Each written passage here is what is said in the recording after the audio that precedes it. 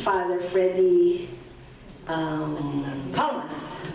His real name is Father Zachary Thomas, but Father William told me he prefers to be called Father Freddie. And he's gonna talk about the saints too, right? Right, Father? Okay, I don't know much about Father, so we'll turn the mic over to him and he can introduce himself to us. But the good news is, he's excited to tell you he's a cursilista too.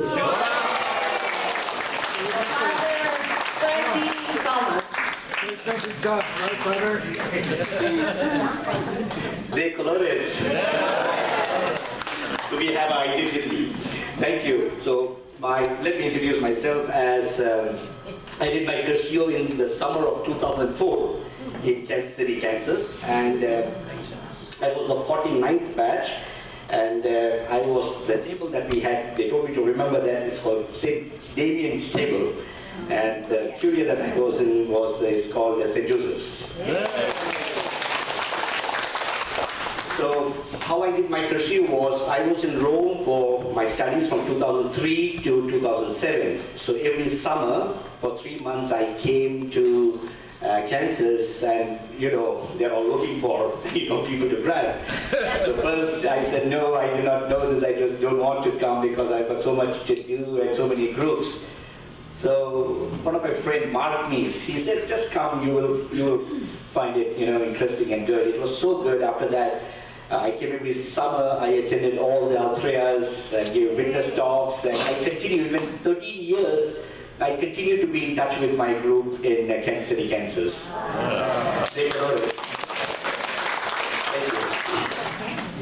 So Father William and I are close friends because when I came to the United States in 2000, I came for my studies in 2014. Yes, 2014. So I was I did my studies from the Jesuit School of Theology in Berkeley, from the GTU. So I was looking for a place to stay. And I was used to the MapQuest those days and the Google Maps. I was trying to see the nearest parish to GTU, and the nearest which I found was St. Augustine's in Oakland, where Father William was the pastor. So I don't know who he is. So I wrote an email to him, and I also called him from India, to make phone calls as big, but I had, what we call the magic jack. So my brothers are in the US, so sent me a magic jack, so I could call all the time. So this Father William says, how can he afford to call from India? I didn't say it was magic jack.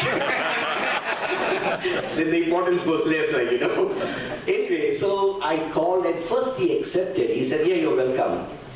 And I wanted to see who this William was. So I saw in the internet, and he really didn't look like an Indian. And much less his name, William Rosario. That's not an Indian name. So I didn't care much for him, what he was, and so on. So the second thought, he said, really, we don't have a place to stay, students and so much of difficulties and so on. So I was very discouraged, and for the visa, you need a letter of invitation, So then I said what to do. So then I prayed the whole night. Now, my talk is on communion of saints, so this is how I introduce that we all can become saints. We just have to trust. I prayed the whole night, and what came is the story of Abraham. Please don't tell Father William the story, okay? He will kick me out well now. I'm anyway out from St. Augustine's. Okay, so I prayed the whole night, and I wrote him an email, quite a good email. The thought that came to me was the story of Abraham. When he was bargaining with God, if there are 50 righteous people, if there are 40, if there are 30, will you, So I said, I have already spoken to you about my, coming so many times, can I have the faith and confidence of Abraham, and I can make one more appeal to you, Father, please, for the sake of distance, at least, if not for me, for my proximity with my school, will you accept me, in St. Augustine's? And he said, I cannot but refuse. I cannot but say no to you, please come. So that's how I ended up in St. Augustine's. So we had about 6 months of togetherness, till December. Then Father was transferred to St. John Vianney, but then we continued our friendship, I really felt his presence and his closeness when my mother died last year, He immediately called me, I don't know how he got the news, and said that I'm offering 7 masses for your mother. That was one. I felt very personal. Second thing, after I came back from my mother's funeral, day first, without even informing me, he came and he said, come down and we are going to spend the day together. And you know how Father William is busy, and he took me to a restaurant and, we grieved over the whole process, and I really felt extremely close to Father William. And I continued to, help him as much as I can. And tonight, I had a dinner plan at 7:30. So that's why I told I'll give the talk first for 15-20 minutes, and I go for my dinner plan. Then I wrote to my friend, and this friend, we have already cancelled 3 times my dinner. So I again started, having a negotiation with him, like Abraham. I said, can we make it to 7:30? If possible, 7:45. And then, he said, Father Freddie, I know you, He said, let's cancel it, make it to next Monday, and you go for whatever you want to go, So that's how I'm here. So as we are speaking about the saints, we do believe that creed, I believe in the communion of saints, right? We all say that, I believe in the communion of saints. What do you mean? I'm asking you questions. So we have some time for questionnaire, but I would suggest let our talk be very interactive. Okay? So I'll ask you questions, you ask me questions. There's no formality. I have not prepared anything because I had only about half an hour to prepare, so I didn't prepare anything. So I said, may the Holy Spirit inspire us to talk.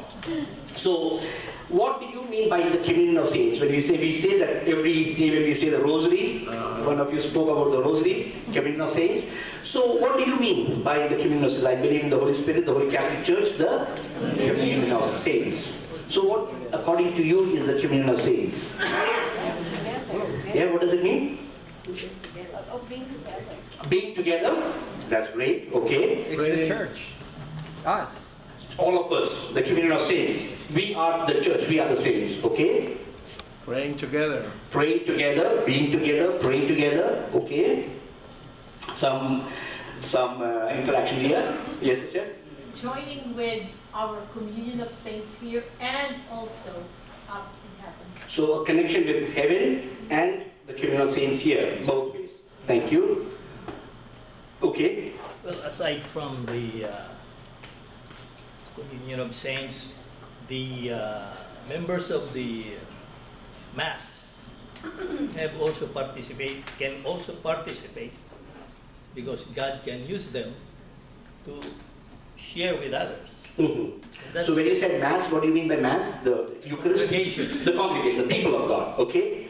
So the people of God, the Mass, you said people, What is it in Greek? The word is ecclesia. You heard about that? Ecclesia. Ecclesia means what? The church, the people of God. That's the idea of the Old Testament, where the people of God gathered around Mount Sinai. In fact, that was one of the great examples of the Mass. And the Holy Eucharist that we celebrate is also called Holy Mass. What does it mean? Holy Mass means? The people of God, the communion of saints. In fact, every Mass, you know what Mother Teresa spoke about Mass? He's speaking to the priest. Usually, it was her command, almost like a command to priest. She said, in every sacristy, sacristy where the fathers put on their dress, vestments, she said about Mass, she said, inscribe it on the walls. She said, O priest, telling the priest, O priest, celebrate this Mass. Have you heard this? No. Celebrate this Mass, continue. As if this is your only Mass, the first Mass, only Mass, and the last Mass. You're given only one chance. You're ordained, you're ordained after 10 years of your training. Usually it takes 10 to 12 years. I had 10 years of training. From 84 to 94 I was ordained. 10 years of training.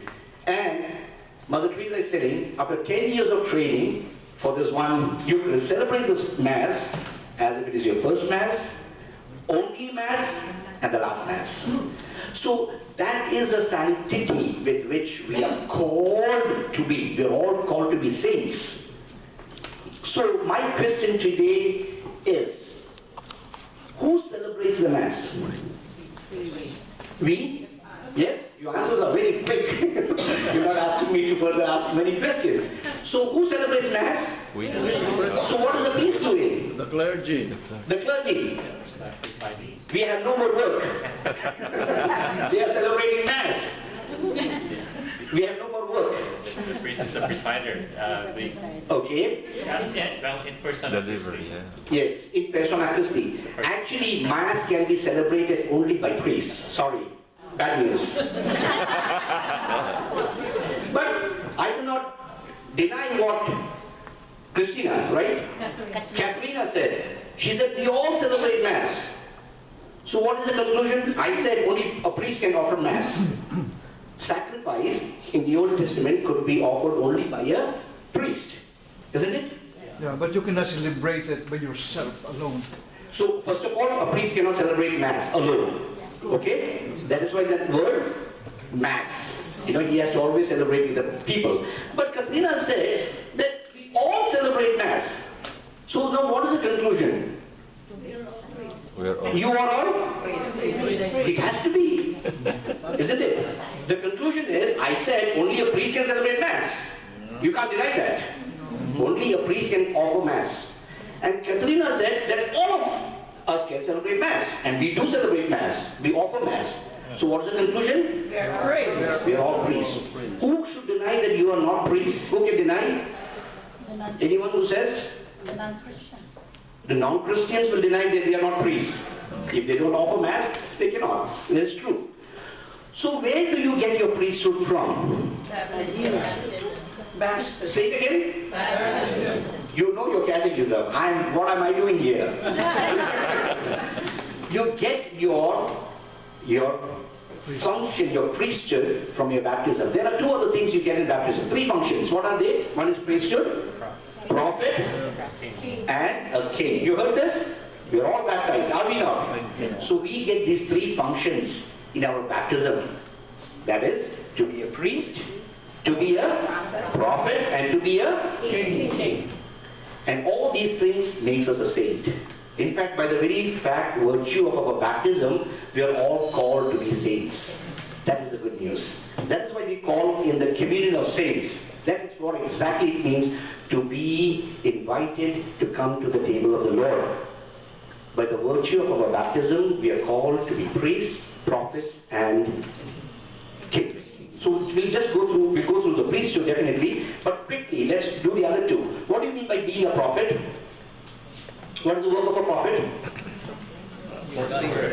To proclaim, proclamation, kerygma, right? That's what you're all doing, the school of leaders. Proclamation, action is one of the very, very important aspects of every baptized Christian.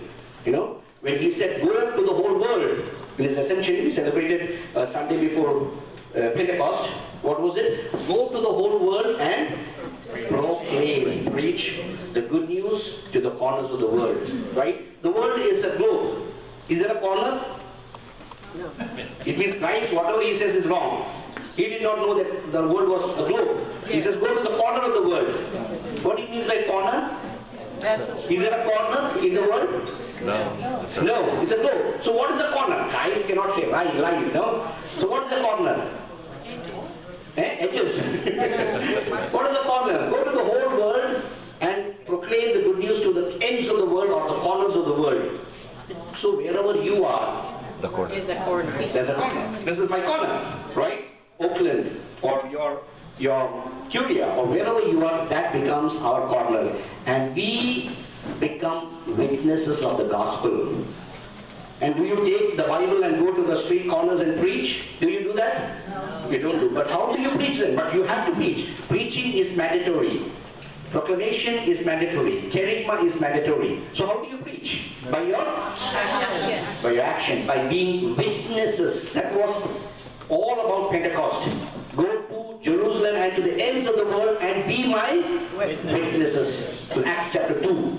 It's all about the coming of the Holy Holy Spirit. Be my witnesses. And how do you become witnesses? By being a saint. Saint, exactly. Hey! De colores! Louder! De colores! Thank you. So, being a saint is mandatory. You cannot but help be a saint. You cannot be something else other than a saint. That's what we call the communion of saints.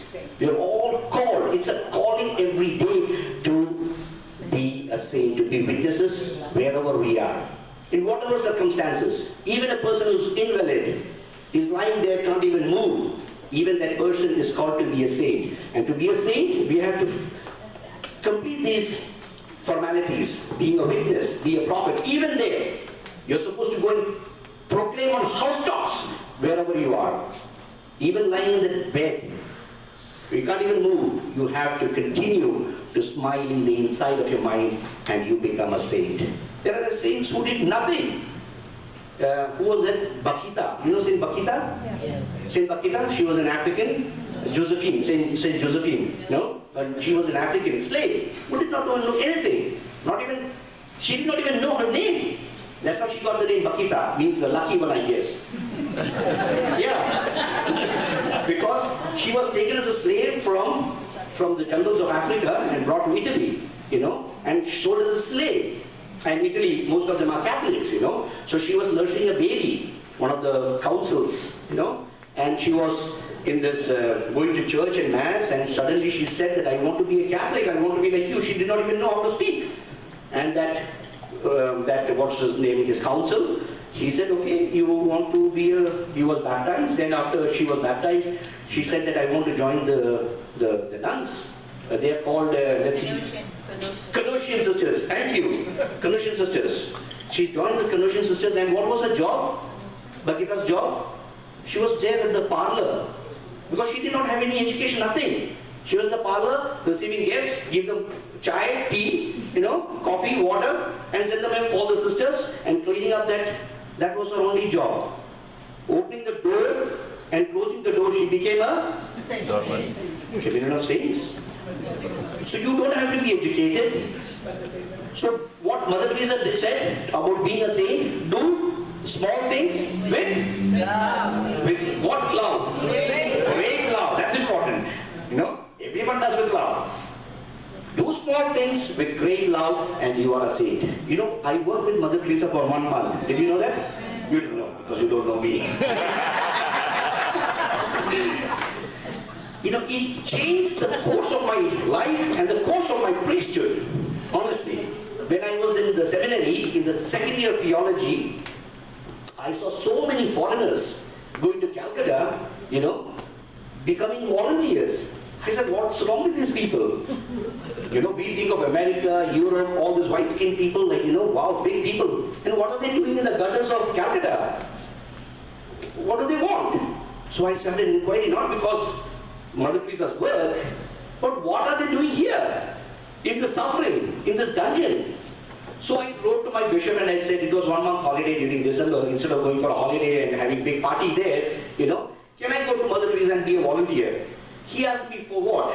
Obviously.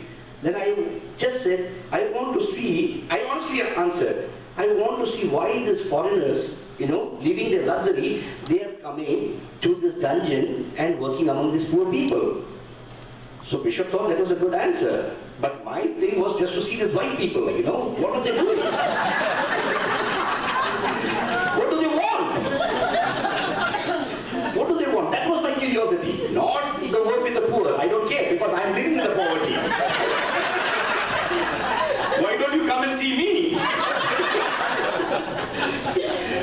So anyway, Bishop gave me the permission thinking that, you know, Brother Freddie, as seminarians we are called brothers, you know, Brother Freddie, I give you my permission, go. So you cannot go alone. So one more brother was sent. He was hardly interested, you know, to come. He would go and roam about Calcutta and so many other places. But I really met with the sisters. So I went.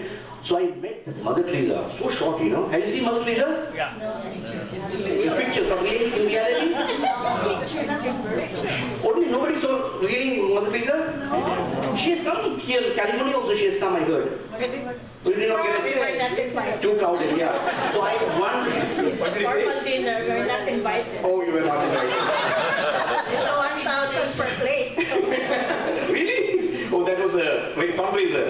She was a very clever lady, you know.